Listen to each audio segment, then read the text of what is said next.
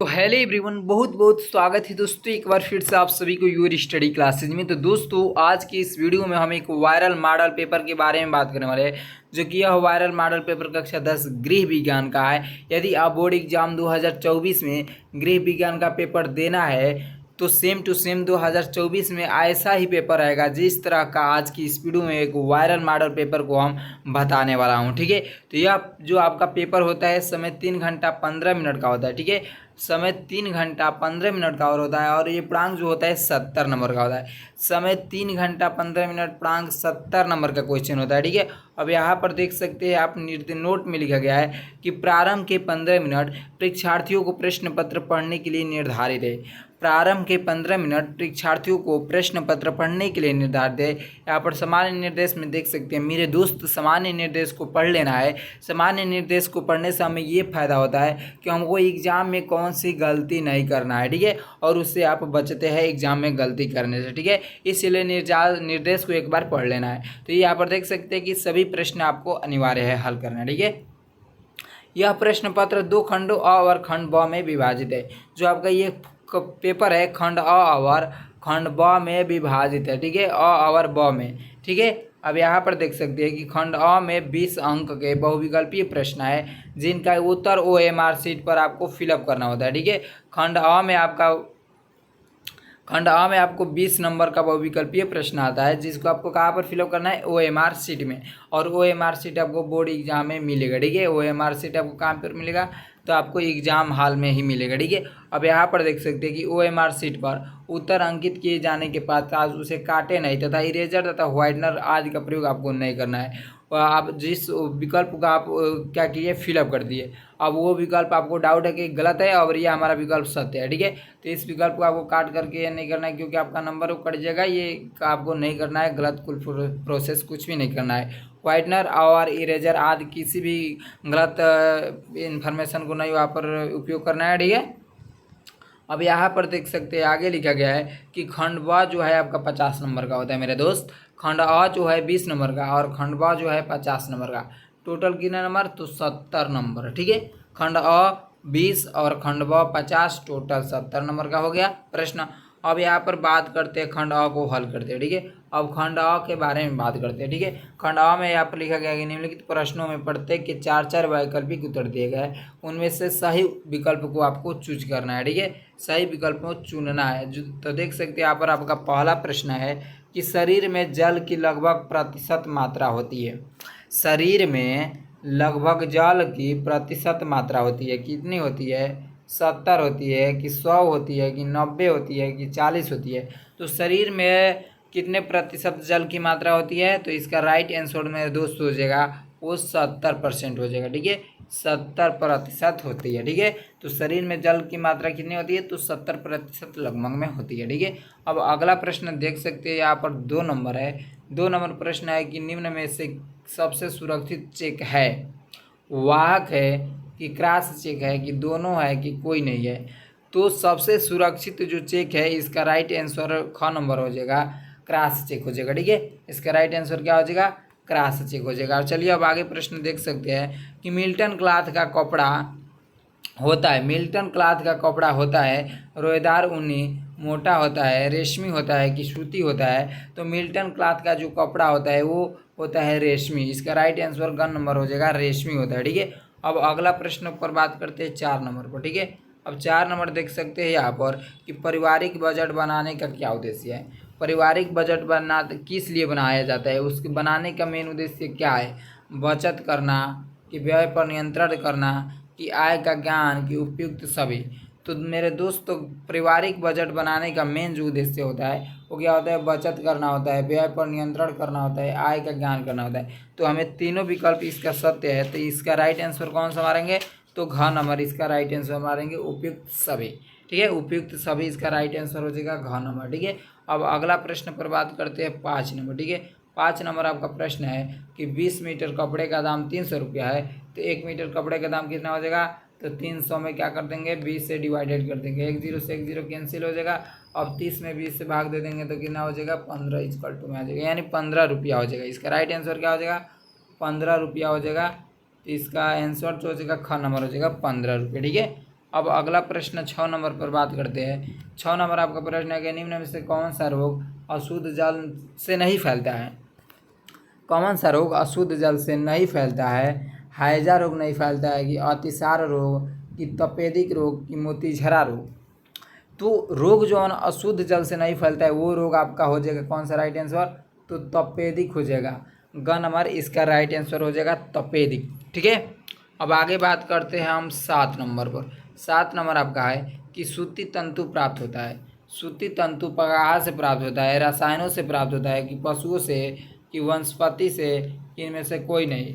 तो मेरे दोस्त जो सूती तंतु प्राप्त होता है वो पशुओं से प्राप्त होता है। इसका राइट आंसर क्या हो जाएगा? ख नंबर हो जाएगा, पशुओं से प्राप्त होता है। ठीक है, अब अगला प्रश्न पर बात करते हैं 8 नंबर। 8 नंबर आपका प्रश्न है कि चेचक रोग फैलता है। चेचक रोग फैलता है जल द्वारा फैलता है, कि रक्त द्वारा फैलता है, कि वायु द्वारा फैलता है, कि भोजन द्वारा फैलता है? तो चेचक रोग जो फैलता है इसका राइट आंसर क्या हो जाएगा? तो वायु द्वारा फैलता है। ठीक है, ग नंबर इसका राइट आंसर हो जाएगा, चेचक रोग वायु द्वारा फैलता है। अब अगला प्रश्न पर बात करते हैं 9 नंबर कि ठंडे स्पंज में क्या प्रयोग करना चाहिए? ठंडे स्पंज में क्या प्रयोग करना चाहिए?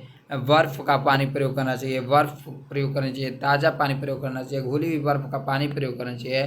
तो इसका राइट आंसर जो हो जाएगा मेरे दोस्त, ठंडे स्पंज में प्रयोग करना चाहिए। इसका राइट आंसर क्या हो जाएगा? तो घुली हुई बर्फ़ का पानी का प्रयोग करना चाहिए। घुली हुई बर्फ़ का पानी का प्रयोग करना चाहिए, इसका राइट आंसर यही हो जाएगा। ठीक है, अब अगला प्रश्न 10 नंबर है कि अम्लीय वर्षा किन गैसों के कारण होती है? सल्फर डाइऑक्साइड, नाइट्रोजन ऑक्साइड, दोनों, कार्बन डाइऑक्साइड? तो मेरे दोस्त अम्लीय वर्षा जो होती है सल्फर डाइऑक्साइड और नाइट्रोजन ऑक्साइड, ये दोनों के कारण क्या होती है? दोनों के कारण अम्लीय वर्षा होती है। ठीक है, तो इसका राइट आंसर क्या हो जाएगा? तो इसका राइट आंसर का नंबर हो जाएगा दोनों। ठीक है, सल्फर डाइऑक्साइड और नाइट्रोजन ऑक्साइड। ठीक है, अब अगला प्रश्न 11 नंबर पर बात करते हैं कि रुधिर की शुद्धि किस अंग में होता है? मेरे दोस्त रुधिर का मतलब होता है रक्त, रक्त यानी ब्लड, खून। ठीक है, अब जो खून का शुद्ध होता है, खून कहाँ पर होता है? हमारे शरीर के अंग में हमारा जो खून है वो कहाँ पर शुद्ध होकर हमारे अंगों में फैलता है?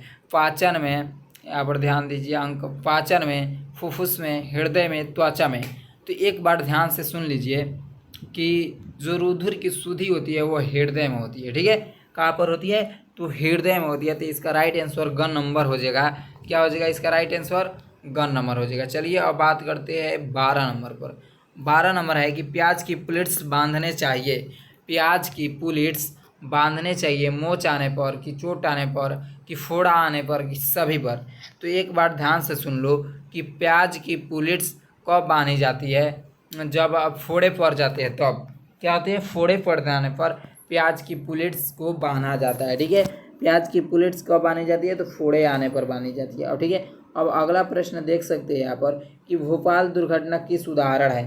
भोपाल दुर्घटना किसका उदाहरण है? वायु प्रदूषण का उदाहरण है, जल प्रदूषण का, ध्वनि प्रदूषण का, रेडियोधर्मी प्रदूषण का? तो भोपाल प्रदूषण किसका उदाहरण है? तो इसका राइट आंसर जो हो जाएगा वो हो जाएगा वायु प्रदूषण का। ठीक है, क्या हो जाएगा? वायु प्रदूषण का इसका राइट आंसर हो जाएगा। ठीक है, अब अगला प्रश्न पर बात करते हैं 14 नंबर। ठीक है, 14 नंबर देख सकते हैं, प्रश्न आपका है कि क्षय रोगी के भोजन में किसकी मात्रा अधिक होनी चाहिए? क्षय रोगी कोई व्यक्ति है क्षय रोगी से, ठीक है, और उस क्षय रोगी से व्यक्ति का जो भोजन दिया जाएगा उस भोजन में किसकी मात्रा हमको अधिक करके देना चाहिए?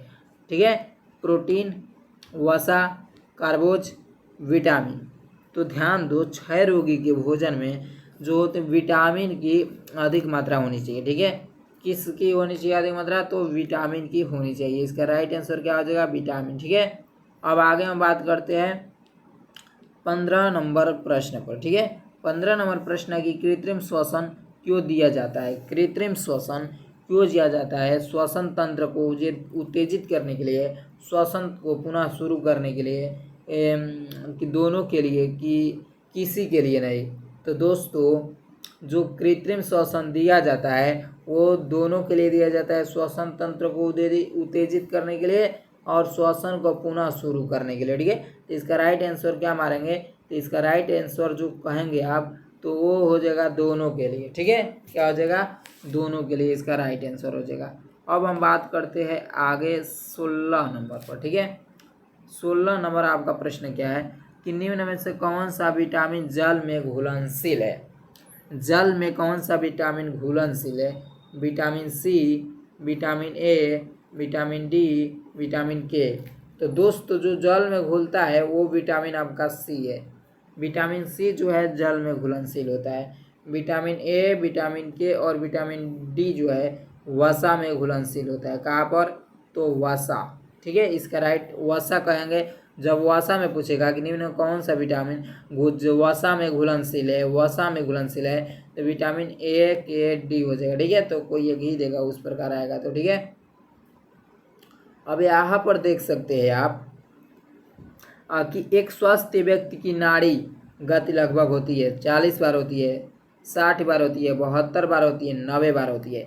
तो एक सामान्य व्यक्ति की नाड़ी गति लगभग होती है 72 बार। ठीक है, हृदय कितना बार धड़कता है, तो 72 बार लगभग में इसका राइट आंसर कहेंगे 72 बार। ठीक है, अब आगे बात करते हैं कितना प्रश्न पर, 18 नंबर। ठीक है, 18 नंबर आपका प्रश्न है कि अतिसार रोग में रोगी के लिए शरीर में कमी हो जाती है। अतिसार रोग में रोगी के शरीर में कमी हो जाती है वसा की, प्रोटीन की, कार्बोज की, जल की। तो इसका राइट आंसर हो जाएगा अतिसार रोग में रोगी के शरीर में जल की कमी हो जाती है। क्या हो जाती है, जल की कमी हो जाती है। ठीक है, अब अगला प्रश्न देख सकते हैं आपका है 19 नंबर की अस्थि भंग में अत्यधिक रक्तस्राव को रोकने में किस विधि का प्रयोग करना चाहिए। बर्फ लगाना चाहिए, दबाव डालना चाहिए, कोई नहीं, कि टूर्निकेट। तो दोस्तों अस्थि भंग में अत्यधिक रक्तस्राव को रोकने के विधि क्या करना चाहिए, बर्फ लगाना चाहिए। क्या करना चाहिए, बर्फ लगाना चाहिए उसको रोकने के लिए। ठीक है, अब अगला प्रश्न 20 नंबर देख सकते हैं कि एक स्वस्थ व्यक्ति की स्वस्थ गति प्रति मिनट होती है। एक स्वस्थ व्यक्ति की स्वस्थ गति प्रति मिनट होती है 16 से 18 बार। इसका राइट आंसर मान लीजिए 16 से 18 बार। ठीक है, इसका राइट आंसर हो जाएगा 16 से 18 बार। ठीक है, अब अगला प्रश्न देख सकते हैं मेरे दोस्त, यहाँ पर है अगला प्रश्न खंड ब है। ठीक है, खंड ब में देख सकते हो। अब अगला प्रश्न यानी खंड अ खत्म हो गया। ठीक है, खंड अ में 20 MCQ था, 20 के 20 MCQ आपका क्या हो गया, हो गया। ठीक है, अब यहाँ पर हम बात करते हैं आपके खंड ब में। आपको यहाँ से 50 नंबर का क्लियर होता है। ठीक है, खंड ब में, तो खंड ब में देख सकते हैं कि निर्देश में दिया गया है अति लघु उत्तरीय प्रश्न आते हैं। खंड ब अति लघु उत्तरीय प्रश्न के बारे में बात हो रही है कि प्रश्न संख्या 21 से 16 तक 26 तक 21 से 26 तक अति लघु उत्तरीय प्रश्न है। जितने भी 21 और 26 तक के प्रश्न है वो सभी के सभी प्रश्न क्या है, तो लघु उत्तरीय अति लघु उत्तरीय प्रश्न है। ठीक है, और प्रत्येक प्रश्न का उत्तर आपको अधिकतम कितने अंकों में देना है, कितने शब्दों में, तो 25 शब्दों के अंतर्गत आपको लिखना है। ठीक है, और आपको कितने प्रश्न है, तो 21 से 6 के अंतर्गत यानी 6 प्रश्न आ जाएंगे और प्रत्येक प्रश्न 2 नंबर का है, यानी 12 नंबर यहाँ से आपको क्लियर हो जाएगा। ठीक है, 12 नंबर आपको यहाँ से क्लियर हो जाएगा। तो चलिए प्रश्न की ओर बढ़ते हैं। आपका प्रश्न जो है देख सकते हैं कि पारिवारिक बजट किसे कहते हैं। ठीक है, पारिवारिक बजट किसे कहते हैं, पारिवारिक बजट किसे कहते हैं। और अगला प्रश्न है कि ओजोन परत का क्या महत्व है, कपड़ा काटने के माप लेना क्यों आवश्यक है, कपड़े काटने के पहले माप लेना क्यों आवश्यक है। अगला प्रश्न है कि भोजन पकाने के उद्देश्य को समझाइए, भोजन पकाने के उद्देश्य को समझाइए। तो चलिए अब आगे बढ़ते हैं। अगला प्रश्न देख सकते हैं क्या है कि दवा पिलाते समय किन बातों का ध्यान रखेंगे। तापमान लेते समय 2 सावधानियों को लिखिए। दवा पिलाते समय किन बातों को ध्यान रखेंगे, तापमान लेते समय 2 सावधानियों को लिखिए। ठीक है, अब आगे हम बात करते हैं कि ये देख सकते हैं आपका लघु उत्तरीय प्रश्न है। क्या है, लघु उत्तरीय प्रश्न। 27 से 21 तक सभी के सभी लघु उत्तरीय प्रश्न है और 50 शब्दों में इसको लिखना होता है लघु उत्तरीय प्रश्न को। ठीक है, अब ये 4 प्रश्न है और प्रत्येक 5 नंबर का है। 4 प्रश्न 5 नंबर इजकल टू 20 नंबर का लघु उत्तरीय प्रश्नों से आपको प्राप्त हो जाएगा। ठीक है, अब प्रश्न में पढ़ते हैं कि पहला प्रश्न है कि पासबुक एवं चेकबुक में क्या अंतर है। पासबुक एवं चेकबुक में क्या अंतर है स्पष्ट करना है, ठीक है। अब यहाँ पर अगला प्रश्न देख सकते हैं। अगला प्रश्न आपका है कि हड्डियों के टूट एवं मोच होने वाले, हड्डियों के टूट एवं मोच होने वाले प्राथमिक उपचार वर्णन कीजिए, ठीक है। हड्डियों के टूट एवं मोच होने वाले प्राथमिक उपचार वर्णन कीजिए। अगला प्रश्न है कि तंबाकू पीना स्वास्थ्य के लिए हानिकारक क्यों है। तंबाकू पीना स्वास्थ्य के लिए हानिकारक क्यों है, ठीक है। अब आगे बात करते हैं 30 नंबर प्रश्न पर, ठीक है। 30 नंबर प्रश्न है कि भोजन पकाने में सर्वोत्तम विधि का वर्णन कीजिए। भोजन पकाने की सर्वोत्तम विधि का वर्णन कीजिए, ठीक है। अब अगला प्रश्न है कि प्रतिरोधक क्षमता को समझाइए। प्रतिरोधक क्षमता को समझाइए। प्रतिरोधक क्षमता को समझाइए, ठीक है। अब आगे हम बात करते हैं, देख सकते हैं यहाँ पर कि दीर्घ उत्तरीय प्रश्न है, ठीक है। क्या है ये प्रश्न, तो दीर्घ उत्तरीय प्रश्न आ गया। दीर्घ उत्तरीय प्रश्न है मेरे दोस्त। और दीर्घ उत्तरीय प्रश्न कहाँ से कहाँ तक है, तो 32 से 34 तक है, ठीक है। और दीर्घ उत्तरीय प्रश्न आपको 100 शब्दों में लिखना होता है, ठीक है। दीर्घ उत्तरीय प्रश्न को 100 शब्दों में लिखना होता है। और ये प्रत्येक जो होते हैं कितने नंबर का होते हैं, यहाँ पर देख सकते हैं आपका जो प्रश्न है 32 नंबर की पारिवारिक आय का क्या अर्थ है। पारिवारिक आय का प्रकार एवं विभिन्न स्रोतों का वर्णन कीजिए। 32 नंबर में 2 आपके प्रश्न दिए जाएंगे, ठीक है। किसी एक को हल करना होता है, ठीक है। अथवा में कह के दिया है कि गृह गणित क्या है, इसके महत्व को समझाइए। इसके महत्व को समझाइए, ठीक है। तो आपको जो आ रहा है उसे हल कर दीजिए। अगर 32 नंबर आ रहा है तो 32 नंबर को कर दीजिए। यदि अथवा में ये आ रहा है 32 का अथवा आ रहा है तो 32 का अथवा कर लीजिए, ठीक है। कोई एक कर लीजिए, ठीक है। अब आगे हम बात करते हैं 33 नंबर पर, ठीक है।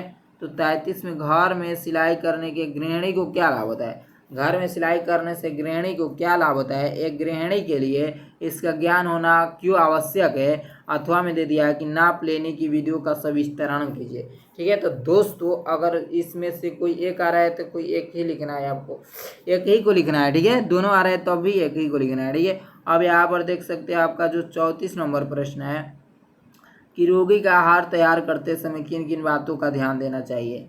किन किन बातों का ध्यान की आवश्यकता होती है, विस्तृत कीजिए। तो दोस्तों ये सब के सब क्या है, मॉडल वायरल मॉडल पेपर है। दोस्तों अगर ये वीडियो अच्छी लगी तो वीडियो को लाइक कर दीजिए अपने दोस्तों में, और अधिक से अधिक इस वीडियो को शेयर कीजिए अपने दोस्तों में, ठीक है। लाइक करना ही बनता है, ठीक है। तो आज की इस वीडियो में इतना ही। तब तक के लिए जय हिंद, जय भारत, वंदे मातरम।